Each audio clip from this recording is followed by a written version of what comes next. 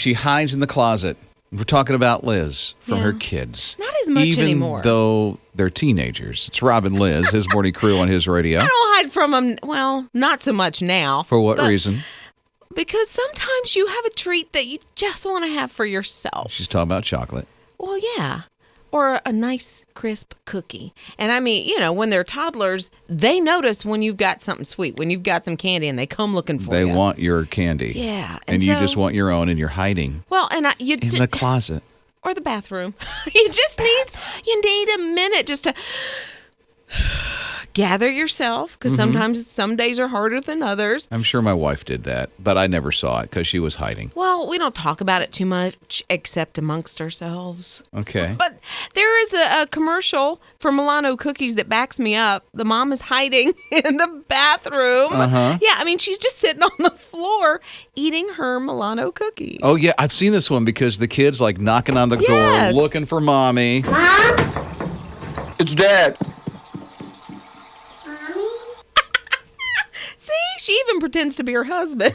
It's Dad. I'm just really quiet. But I used to see Taylor's little hand come up under when she was younger. Bathroom door. It'd be weird if she does that in her 20s. Yeah, she still looks for Mom. Yeah, you see her bigger hand, the adult hand, underneath the door. With her wedding ring on it. Where are you? And Dawn's along. Dawn's along with us at 800-447-7234. Okay, Dawn, what about you? Mothers do hide. I used to have a hiding place where the hot water heater was, but it just got to be aggravating in that closet. So I made myself a little corner in the very back of my shed in my backyard with boxes and all, and a little blanket and everything, and a fan even, because it was super hot here in South Carolina. It was a she shed before there were she sheds. That's so fun. Yes, but it was in the very back corner, so that I would never think that they would come all the way outside. But I was back there hiding, and the kids were screaming and yelling for me, and my cat came out there and started meowing at the boxes and gave me up. Now that whole hiding place of the shed is done. Dawn, I love it. Cats do that. Hiding in the shed, outside, in the shed. But the kids can smell the sugar. In the shed. A fan. Dawn, that's great. I love her. His morning crew. Okay, just to let you know, we just got to let the cat out of the bag. And I think this would be a message. It's Rob and Liz, by the way. This would be a message on his radio to Liz's family. Yeah. Hayden, Lucas, Taylor, and husband Joey. Liz sneaks into the closet to eat chocolate. And sometimes the bathroom. She said that earlier today. Mm-hmm. I thought, since kids sleep in, teenagers specifically, Hayden and Lucas might be up right now. There's a possibility that Liz's husband could be listening at this moment. If you wondered, where did Mom go? Where is my wife? She's hiding in the closet eating her chocolate. You know what? I'm safe. Brian's going to have to talk about it later if you want Luke and Hayden to hear it. Oh, so they're still asleep. Yeah. Here's the thing. Yes, but I don't think I'm the only one. In fact, I know that I'm not the only one. And I will say I haven't had to do it in years, but when they were toddlers, when they were little, and they won't give you a moment's peace, you sneak in where you just take care of you. You have to. You have to have a moment. So we had Lisa text, and she confirms that she said, yesterday I was cleaning, and I found 2 of the amazing little Debbie snack cakes. Uh-oh. Since I have 3 grandchildren that she cares for and only 2 cakes, she snuck in the bathroom and thoroughly enjoyed her treasure, and she's looking forward to the other one this afternoon. Probably will also eat it in the bathroom. Mm-hmm. Okay, Lisa. Yeah, there's even a commercial about it. Milano cookies. If you like Milano cookies, you understand what this lady's dealing with. She's in the bathroom, and she's just trying to have a moment's peace, and she is enjoying. But you hear the kids start to knock at the door.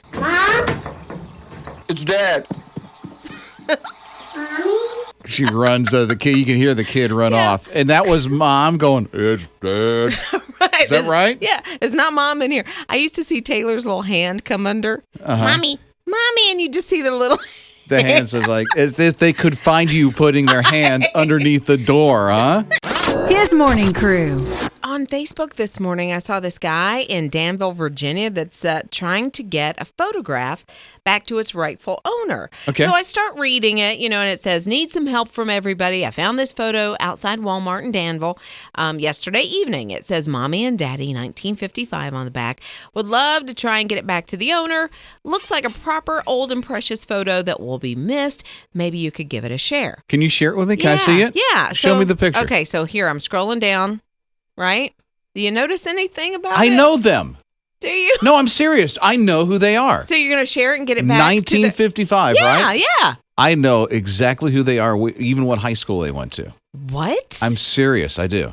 They went to Hill Valley High School. This couple. What are their names? I'll tell George and Okay. Lorraine. How do you know them? I just do. What? Seriously, will you look at the picture? Because you might know them. Wait a minute. You just might know them. George and Lorraine, Hill Valley High School. Don't give it away just Okay, yet. I'm not going to give it away. Yes, I know them. You do? Yeah. I do know them. I think a lot of people know who these two are. Believe it or not. They're kind of famous. So we'll be able to track down this lovely couple. George, okay. I'm going to seriously. let you say it. Seriously, I'm not. Oh, you're not going to. I'm not. I want to see how many people, along with you two, how many people know George and Lorraine who went to Hill Valley High School? George and Lorraine. In 1955. 1955, that's right. Even though they're a little older than me, Sure. I know who these two are. Okay. Okay? All right, we're going to find out if anybody else knows. I think. Okay. I think so. Rob and Liz. His morning crew. So there is this Facebook post from one of Liz's Facebook friends. Yes. And they're seriously trying to find the owner, or I should say, the lovely couple in the picture that they shared that dates back to the 50s at some point. Yeah, 1955, and on the back it said Mommy and Daddy 1955. Looks like a proper old and precious couple trying to find who this picture belongs to. Now, several of this person's friends have shared it, Right. trying to find who this couple is. And Liz showed me the picture. I happen to know who they are. And now that I look at it, I do too. They're very familiar. I know their high school, and I Yeah. know their names. They went to Hill Valley High. Right? And it's George and Lorraine. Yeah. I know the couple well. It turns out that several people actually know the couple. You should see some of the texts that are coming in. Yeah, so Brenda says, I know George and Lorraine. See? They're a very popular couple. And then Brian, he says George has been looking for that photo. So he knows them too. He knows George and Lorraine. Yeah. Hill Valley High School is where they go. Angel's along with us. Tell me about the couple, Angel, because you say you know them too. George and Lorraine, they've known each other since high school. They were pretty different type of kids. George was more studious and academic. Lorraine was more kind of like the prom queen type of girl, and but they found love, and they have been living a very happy married life. I know they have at least one son, Marty. Marty likes a certain type of car, I understand. He wanted a certain kind of car when he was a teenager.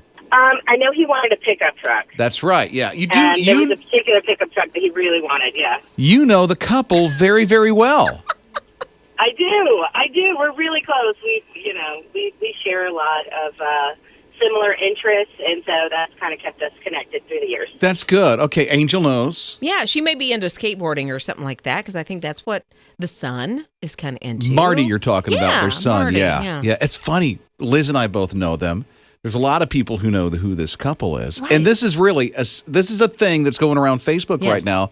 People are trying to find this couple that's in the picture from 1955. They're a sweet couple. Want to make sure they get that. Looks like a prom picture maybe, or It could be a prom picture. early love. Yeah. There was a good musical that happened during that. The band was up there, great guitar Right, playing. like a Chuck Berry song or It was something. Hill Valley High School. Right. You might know the couple too. If you do, we'd love to hear Wasn't from you. there a bully? Rob and Liz. His morning crew. It was found in a parking lot, this picture, and it's mom and dad, 1995. My mom and dad, 1955. 55 on the back of the picture. Really old picture. It's Rob and Liz, his radio. So we've been working on tracking them down. It so happens when Liz showed me the picture, because it was Liz's friend, right? Yeah, who shared it, that we kind of both know them. You noticed it first. Oh, I know it. Yeah. Yeah, because they went to Hill Valley High School. Right. And then I said, what? I know who that is. George, So George and Lorraine. Yeah, her maiden name, by the way, is Bain. Oh, I didn't realize that. Lorraine Bain. You know her better than I. I do, Okay. yeah. James messaged us and said Marty was friends. Marty is the son, correct, of George and Lorraine. That's right. So we've established that they have children.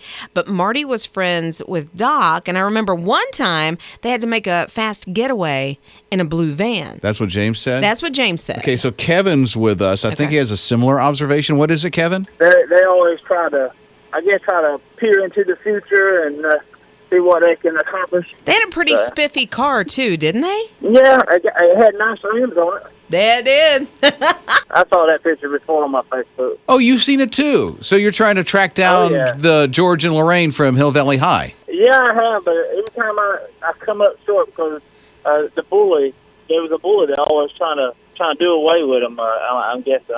I can't remember. It's been so long ago. We'll try to make that connection with him and get the picture back. Yeah, that would be great. We could. It could. Thanks, Kevin. We could. We could do that. Yeah, I think the bully's name, do you remember? Biff? Is that Could right? be, yeah. Okay. I don't know. Rick texted us, and he said, hello, McFly. Everyone should know who George and Lorraine are. Mm-hmm. Because they're from a movie called Back to the Future. How could you not recognize that picture? People literally are seriously sharing it, saying, can you help we want to help find these people. And come on. But I think it's because we're all good. Deep down, right? We are all good, and we're trying to help people all the time.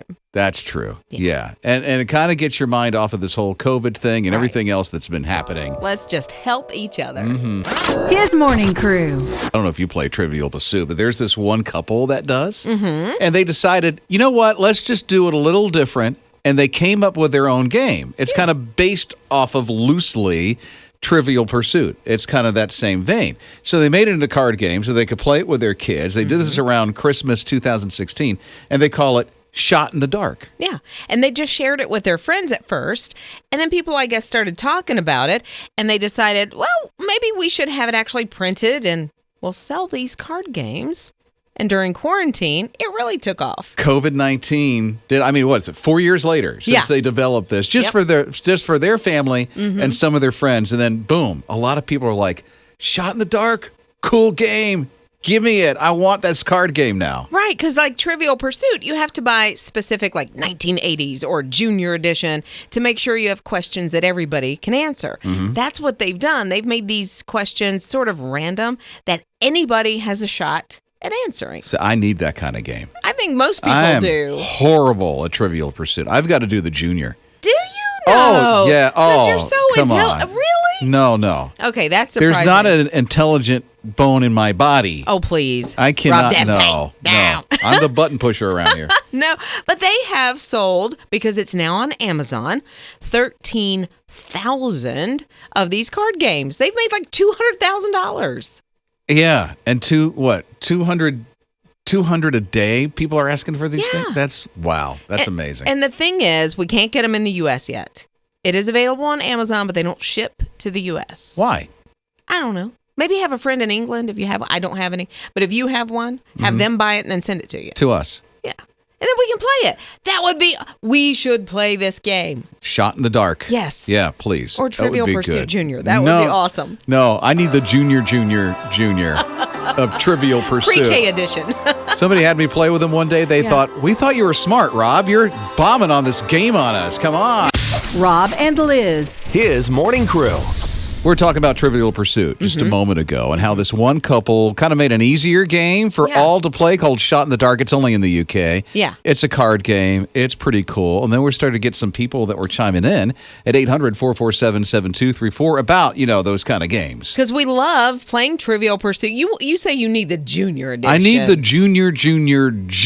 I need the toddler edition. You do not give the yourself Trivial enough credit. Pursuit. Oh, come on. You need the technology edition. That's what you need because you're a good tech guy. I don't know. I can swipe and push buttons, and that's about it. So Terry's along with us. What are your thoughts, Terry? Listen, y'all need to play Biblical Trivia Pursuit. I've never heard of that one. Yeah, we got a copy of it at our house, and it has adult questions and children's questions. And Rob, I advise you to go with the children's questions. I need to. Terry. I need to. I can do the Noah and Moses stuff. No, the adult questions are like, okay, who was King Jehoshaphat's great uncle? Oh, wow. Oh, Bernie. It gets some hard adult questions. Wow, this is where you need to study what goes along with the Bible as well and find the other history that goes along with it, right? You got to know stuff that I think some professors in seminary would have a hard time with. Yeah, okay. So I will need the toddler edition to that, too. I think I will, too. And I've tried to look up this game on Amazon. I can't find it, so I got to figure out where it's sold. Go to the Christian Supply. Yeah, and see if they have it there. Oh, absolutely. Awesome. You should be able to find that one. Mornings with Rob and Liz.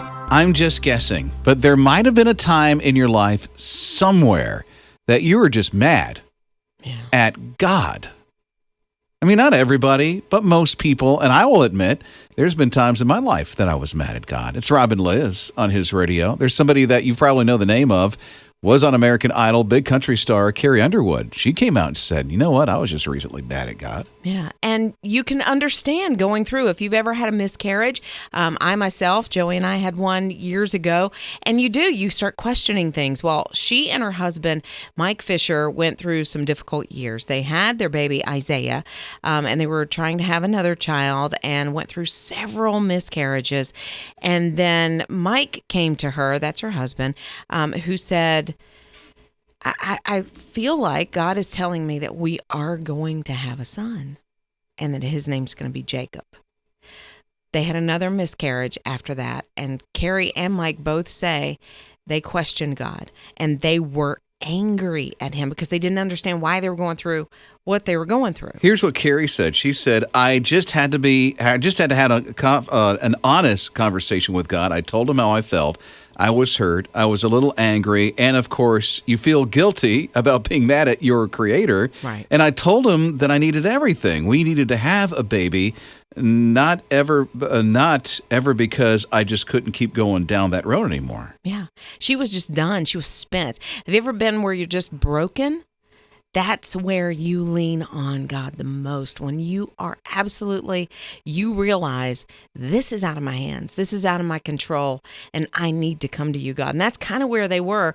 Mike said, the story of Jacob, as he thought about that name, that he said, I wasn't audibly given that name. I just felt it in my heart. That's what God was impressing on me. Said Jacob wrestled with God through the night, and he wouldn't let him go until he got his blessing. And he said, it's not like we were demanding that blessing from God. It was just we were being honest with him and saying, we need you. And then they had their little baby boy, Jacob. Look at that. Yeah. I like how honest and real that they were. And how on the other side, God was there. Always. Rob and Liz. His morning crew. We got a text from Daniel, and Daniel kind of commenting on that song as well as what we were just talking about with Carrie Underwood said, thank you for the song that's playing. I know that you're good because of all the trials that I'm going through right now in Daniel's life. I know that God has his plan and a purpose for them. I just need to get away from my selfish ways. Wow, Daniel, thank you. Whew, that's strong. That is really strong.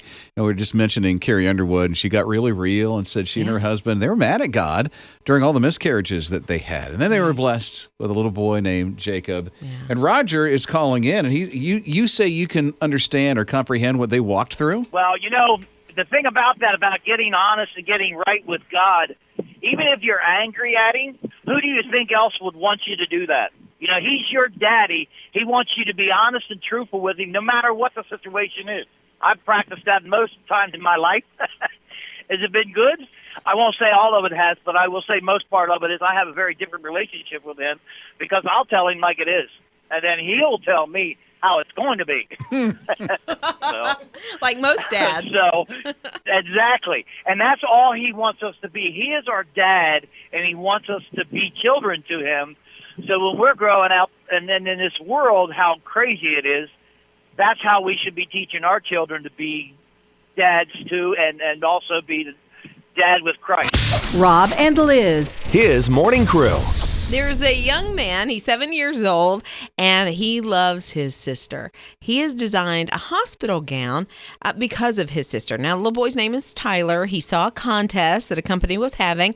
It's the Starlight Children's Foundation who started this contest.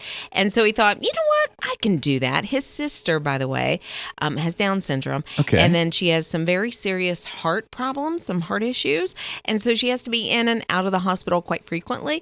And he's always nervous when she goes to the hospital that she won't come back home. Oh, no. Yeah, and that's been some anxiety during her entire life. Yeah. So young to be thinking thoughts like that. Right.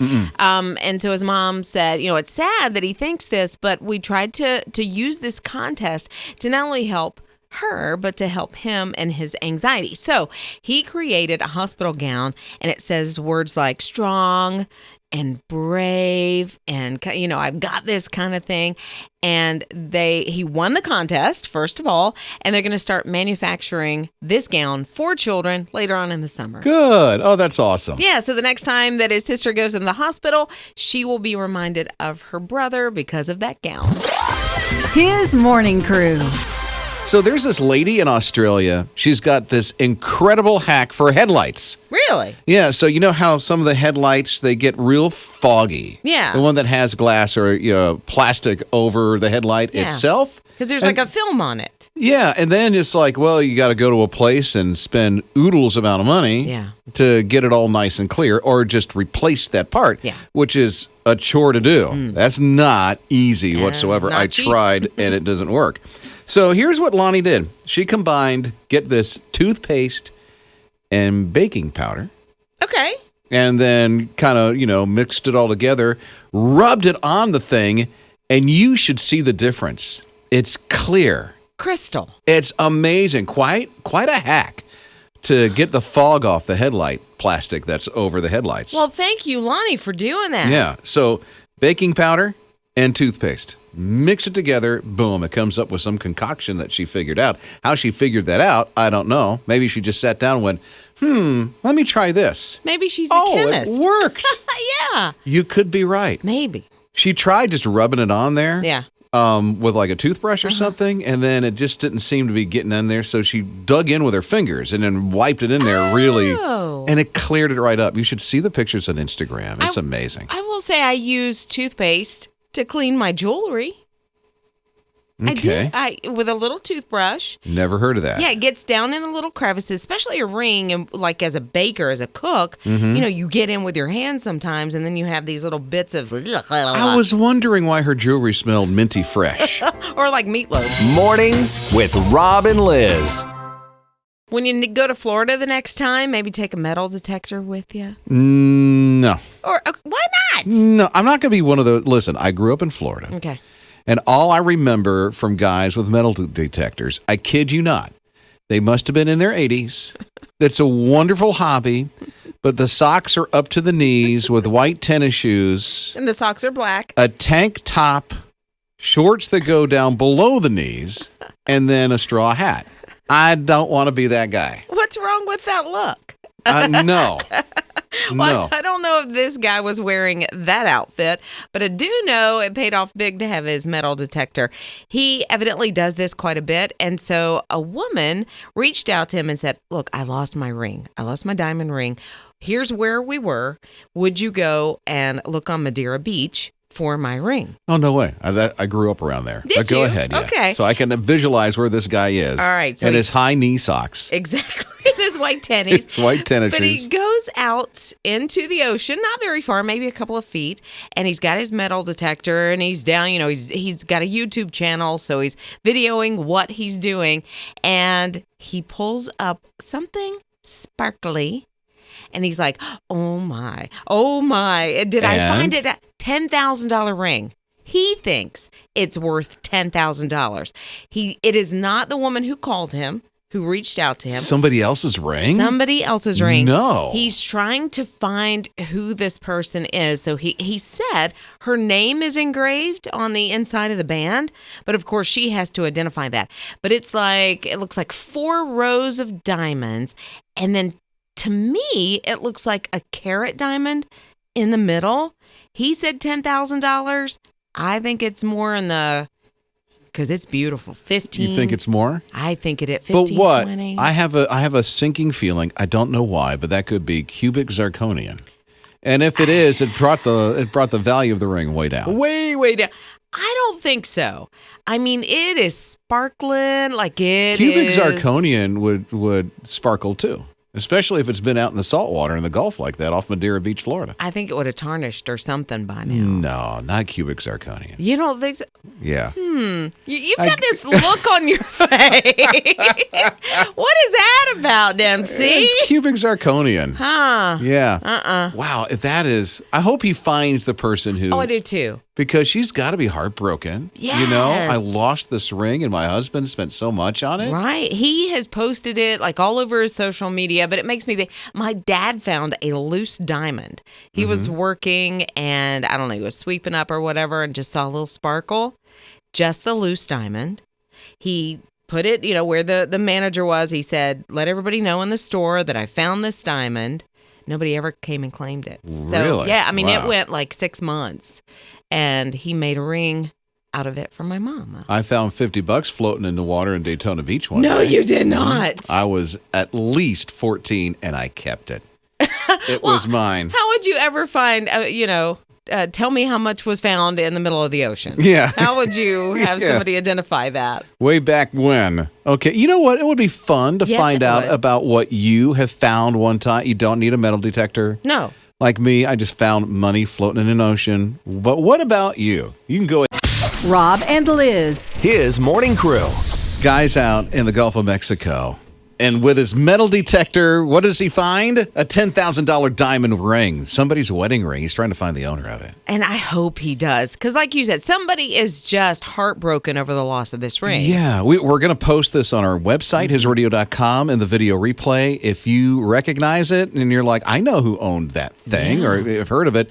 And so we'll have it posted there for you. But we started thinking about, with Rob and Liz this morning on His Radio, something that you probably have found at one time. 800-447-7234. Jenny said once she found a $100 bill. She was playing football with her daddy at the park. She was 12 years old. How sweet is Jenny? Her brother's birthday was happening. She gave it to him. No, she did not. Jenny. That's so sweet. That is so great. I want to be your brother now. I know, right? And then Lillian said when she was about 13 years old, they were at a horse show, and this was in Raleigh, and she said, found a $20 bill stuck in the dirt down by the practice area. So she pulled it out, but it was actually like a roll of 20s. She found $100. No. Nobody was around except for the horses. And she said she kind of went on a little shopping spree. The shops inside the show arena the next day. Oh, good for her. No way to track them down. James is along with us. What's your story, James? I did. I was at the gas station one day, and I seen something green up under my service truck. I didn't know what it was, so I looked up under there, and there was $40 laying up under my truck. $40, dude. Wow. Yes, I went in the store to try to turn it in, and the guy said, I don't know where that came from. I said, well, can you find where it came from? He said, well, you found it. He said, I guess God put it in your place. All Look at right. that. So what'd you do with the money? I took it and went to church that night and put it in an offering plate. You all of it? All of it. James, that's amazing. Good for you. And I got blessed that week. God returns what you give back to him. That is exactly right. His morning crew. It shocked you. You saw it. You're like, no way. Did I really find that? Yeah, that's what we're talking about this morning. It's Rob and Liz on his radio. We are, because a guy in Florida found a $10,000 ring in the ocean with his metal detector. Isn't that crazy? And he's trying to find who owns it. He is trying to track her down, which you got to give it to him for doing that, because he could have pocketed that ring, but he said, I want to find the owner. Well, Ashley has texted in. She said her grandma I love her grandma, used to hide money for her around the house when they would go to the beach every year. Well, her grandma and grandpa, I guess, passed away in 2012. She got everything in the house. It was left to Ashley. Really? So she had moved to California, and her son gives her $20 he found in an old record player that belonged to Grandma and Grandpa. No. So it's like Grammy is still passing it on. That's pretty awesome. Yeah, and they took the money. You ask, what did they do with it? They went to In-N-Out Burger. Did they really? Dinner. I've never had In-N-Out That's Burger. what Granny and Grandpa would have wanted anyway. Exactly. You go to In-N-Out Burger, Ashley. That'd be a little treat. Good. We're hearing from Brian at 800-447-7234. What you find, Brian? So back when the War Room movie first came out, I went to the Red Box, and when we got the movie home, I found a $20 bill inside there and said dinner was on us. You know, I've heard of that. That was a thing. I don't know. It might have been 5-6 years ago. Was it that long ago for you, Brian? Yeah, that sounds about right. Yeah, and so people started putting money in the DVDs, like at a Red Box. Just to kind of pay it forward. Yeah, random act. it's the coolest thing. What did you think, Brian, when you saw that? Well, I was having a really difficult time with bills piling up. Had lost my job and all that kind of stuff was happening.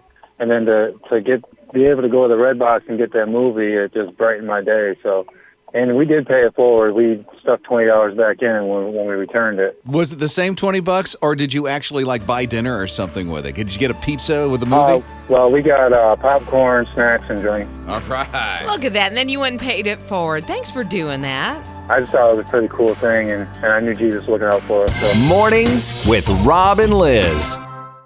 Taking a look at things that you find because of this dude who found a diamond when he was, well, not a diamond, a whole ring, right? Yes. An engagement ring when he's doing the metal detector thing in the Gulf of Mexico. It was crazy. It was a beautiful ring. He thinks it's worth $10,000. Well, we got a text from Brenda, and Brenda said she found $800 in a wallet tucked in a booth at Red Lobster. She was the server, and she turned it into the manager. People came in and claimed it, and then they gave her a $20 finder's fee. How nice is that? Out of 800, they could have gave her 50.